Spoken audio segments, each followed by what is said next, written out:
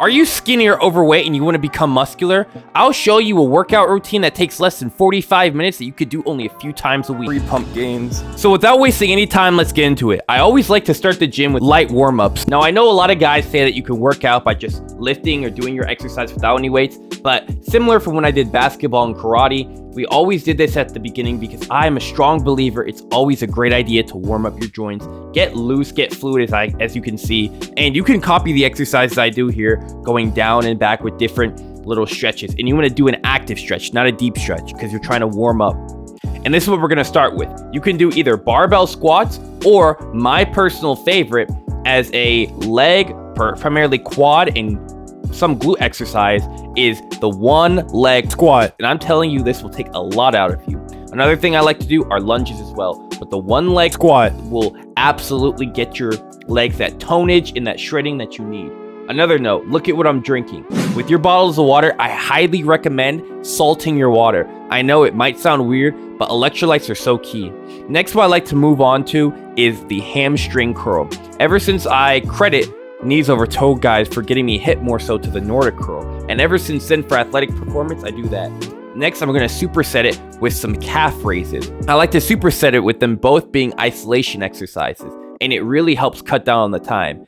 And granted, here with the breaks, we don't take too long because we keep it moving as well. And notice here, I nearly flopped to the ground. Every workout, I want you to go to failure as close as you can as possible. That's really how you see the gains. Next, a really fun exercise of mine, near a favorite that I don't think enough people do. This is, I guess, a leg rate with the kettlebell. This is really good for the hip flexor and can even improve your sprint speed. And now it's not a huge muscle that's necessarily visible or will be noticeable for your aesthetics. So this one's more of an optional exercise, but I still like to do it because with it being a more small, minute muscle, recovering doesn't take too long. A lot of people think they don't have enough time to go to the gym. It takes too long. You work hard, cut those breaks in half. You stay focused. Trust me, I only have one exercise left. Halfway done through my workout because I got all the leg stuff. Damn, we're done, and it's upper body, we're on the races, right? It's just how focused you are. No, how hard you work. Yeah, you're really putting effort, but be concise. Don't be on your phone, don't be talking to people. Just stay focused. Now here we are to both my favorite and least favorite exercise in the whole gym. If you didn't notice, I kind of got that dumpy on me. What? No homo. And this is what I credit it to.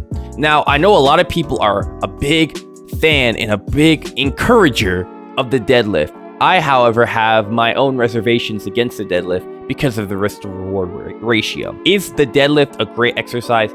Yes. However, with improper form, can you mess up?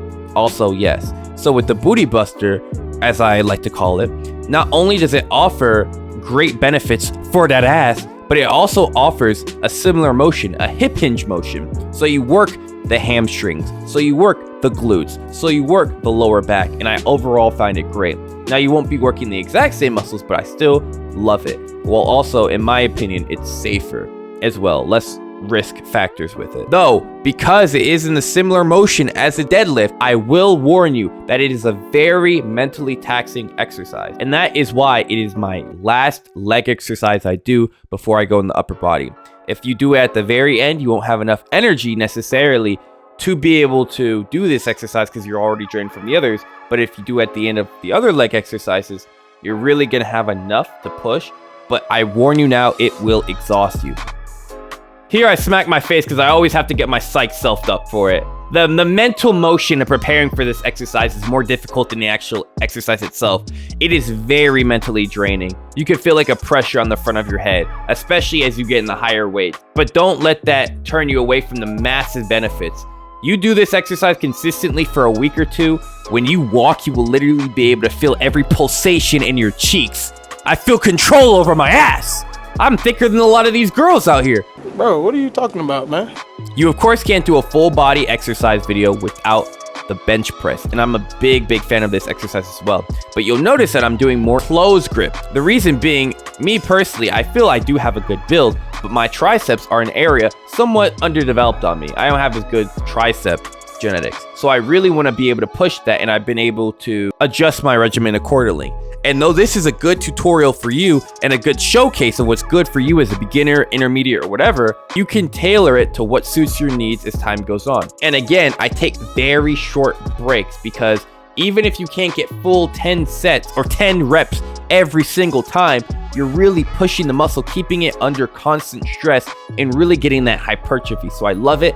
And it's a big time saver. So like 30 seconds, 45 seconds, none of that 3-minute crap. All right, right after we have the shoulder press, and I like to do a little warm up. And I typically do this with most of my workouts as well. Even though I did do my warm up before, as you saw in the beginning, it's still nice to just get yourself warmed up with no weight on the bar. But here, since I was doing closed bench press, my triceps are kind of shot. Now, I did it kind of weird here. I typically do closed grip on the shoulder press, but I was in the mood to do it this way tonight. And as you can see, me tapping my triceps, me doing the closed bench beforehand had really shot my tricep. So even then I switched it to a lower weight. I switched it to 35, which actually took longer than me doing the 2 more sets, funny enough. But I was able to finish strong here and then move on to the next exercise. Finally, we're on to one of my favorite exercises, the pull-ups. Now, there's a lat pull-down machine that you can use to work yourself up to this, but I absolutely love the pull-up. You work some of the biceps, you work the lats, and it's just a great movement. And here you also work the core as well. It's just a great, and forearms. It's just a great movement that I absolutely love for really engaging all of that. And it feels great being able to move your body. And it's an unpopular opinion here, but I love and hate CrossFit at the same time, because CrossFit, well, they have the wonky little pull-up motion. I do love what they stand for with incorporating both weights and body weight. Next, you're gonna superset it with whatever this is called, but I love how it also engages the lats as well, the lower part or whatever it's called, will also work in the biceps. That's gonna be a great superset here and just really push yourself. I saw in a YouTube video where instead of giving way with your back going forward, you hold it to really get that burn. And I feel it more in the bicep when I do that, but I really like it.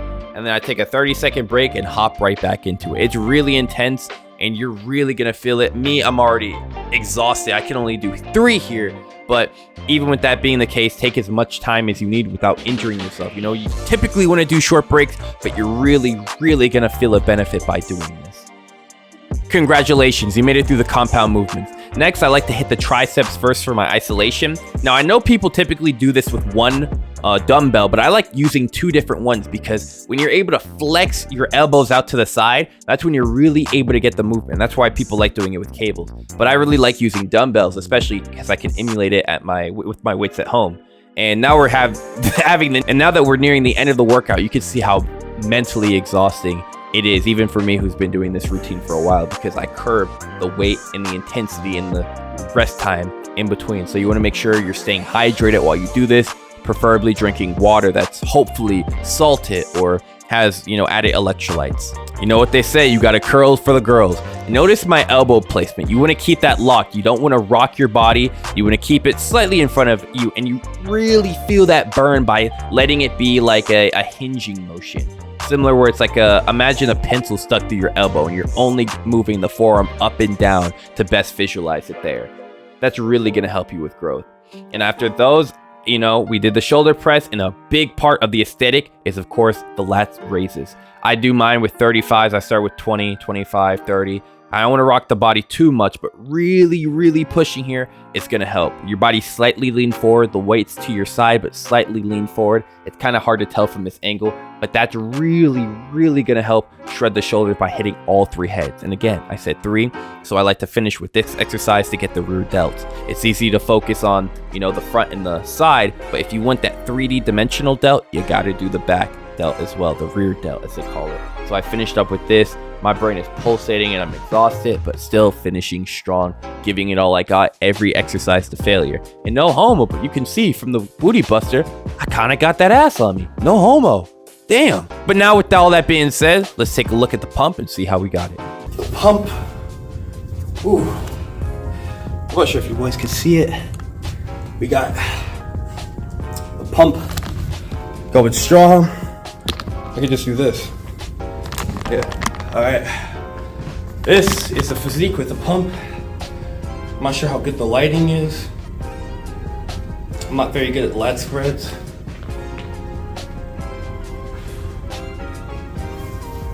Oh, they're coming out. I'm not doing it right. And I can't really show legs even though I got a good leg pump because I'm not showing my underwear. Sorry, that's weird. But yeah, that's it for the street, boys. I'm gonna go get in the hot tub. Thank you for watching. I'll make this a YouTube video. Thanks for watching. Deuces.